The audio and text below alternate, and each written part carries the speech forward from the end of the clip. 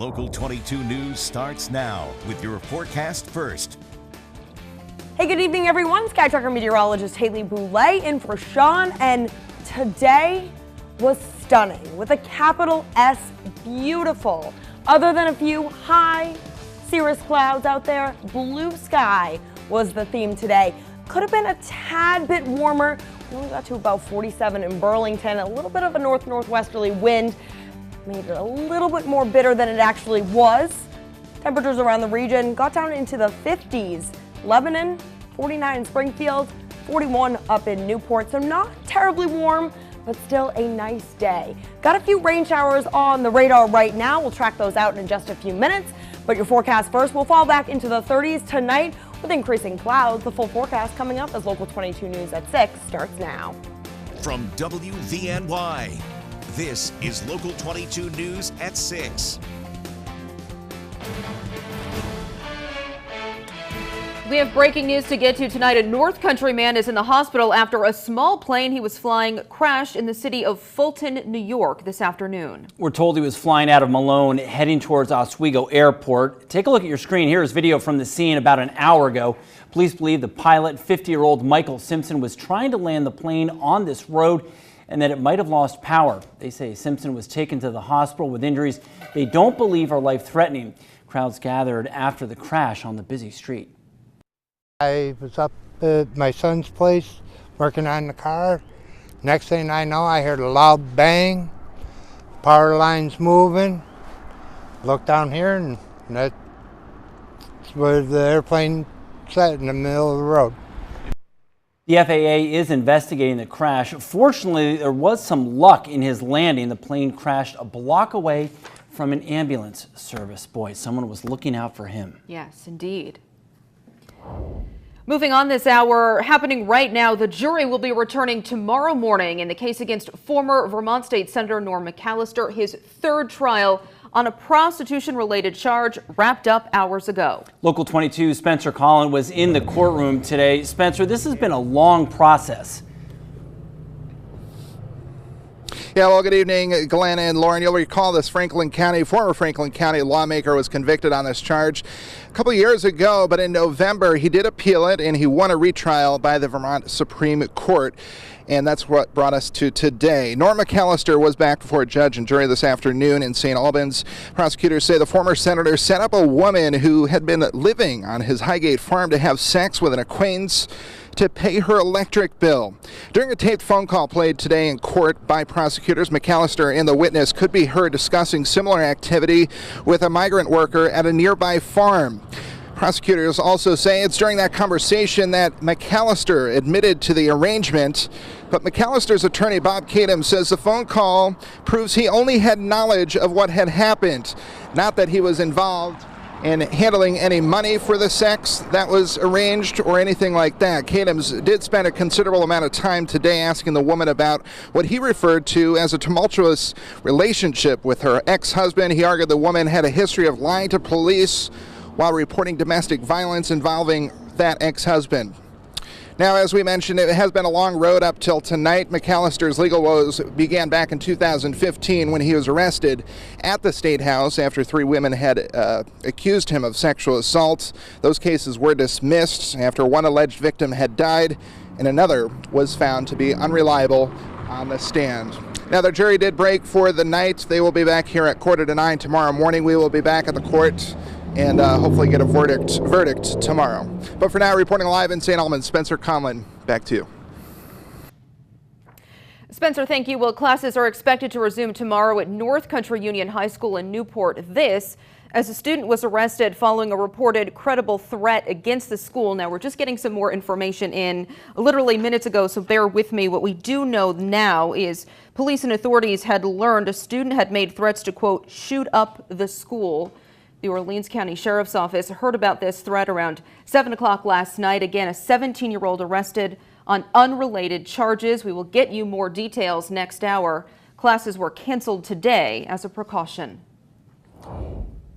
An update now to the story of the paraeducator who allegedly had more than 100 illicit pictures of children on his computer. According to the U.S. Department of Justice, 66-year-old Bradley Smith has been indicted by a federal grand jury on one count of possession of child pornography. On April 1st, his house was searched after he allegedly uploaded a file depicting child pornography to an internet search engine. At that time, Smith allegedly disclosed that he had child porn on his computer and that he'd been interested in it for decades.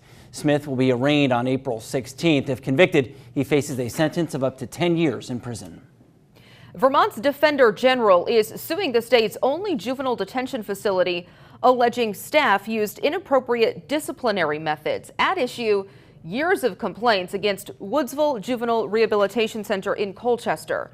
Vermont Public Radio is reporting court documents describe a recent incident in which a 17-year-old was held on the ground with the knee to the back, allegedly cutting off his ability to breathe or speak and resulting in, quote, significant pain and swelling of the joints.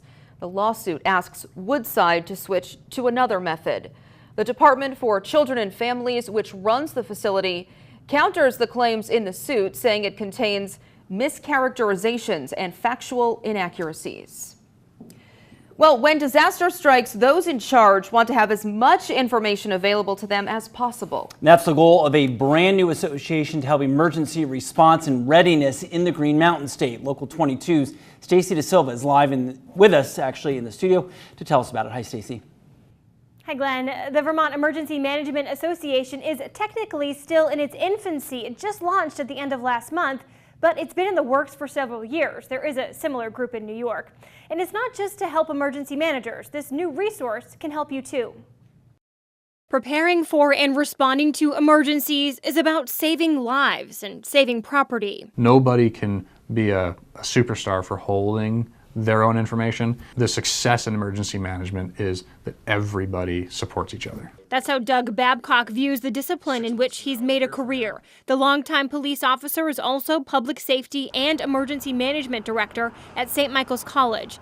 And now he's president of the just launched Vermont Emergency Management Association. Any person who has a role of any kind in emergency management within the state of Vermont can join. Babcock says the association came out of a need. There just wasn't a mechanism in the state for, say, flood prevention plans or training exercises to flow from one town to another. If we have an association that can share in a pool, hey, I put this plan up, somebody else is going to ask a question that somebody at another point has solved. None of it's copyrighted, none of it's proprietary. Membership requires a $25 annual fee. Babcock has plans for a software platform to share documents and a listserv to make it easy to communicate. They can send one email out, hey, here's my problem, anybody addressed this before? While separate, the association has the support of the state. However that we can support emergency managers as well as the mission of the Vermont Emergency Management Association,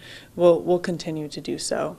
We really look forward to working with them to advance emergency management within the state of Vermont. And in the end, the hope is everyday people can learn from it too. An organization that needs some kind of training could come to us and say, do you have any classes? Would you be willing to do the legwork to set up a class?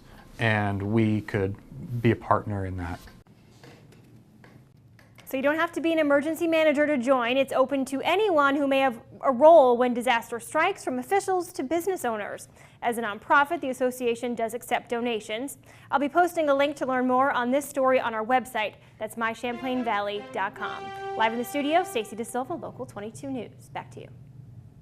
Stacy, thank you. Well, a car crashed into Lake Champlain after it went off the road in Addison earlier today. Take a look. It's on the left there, the car in the lake near Route 125.